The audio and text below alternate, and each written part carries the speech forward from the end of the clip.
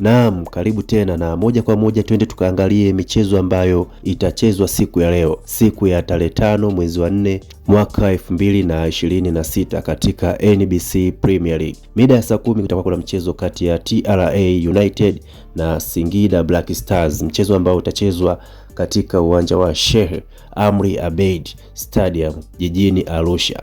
Na tukija kuangalia kwenye msimamo tunamwona TRA United yuko nafasi ya 10 na ana pointi 20, lakini Singida Black Stars yuko nafasi ya 6 na ana pointi 25. Na mchezo wa pili utakuwa mida ya saa 1 kamili za usiku kati ya Azam FC na Simba Sports Club katika dabi ya Mzizima Derby. Mechi nzuri kweli kweli. Na tukiangalia kwenye msimamo tunamwona Azam FC yuko nafasi ya 3 na Simba Sports Club yuko nafasi ya 2. Azam ana pointi 32, Simba na pointi 34. Na uwanja ambao utatumika ni uwanja wa Azam Complex jijini Dar es Salaam.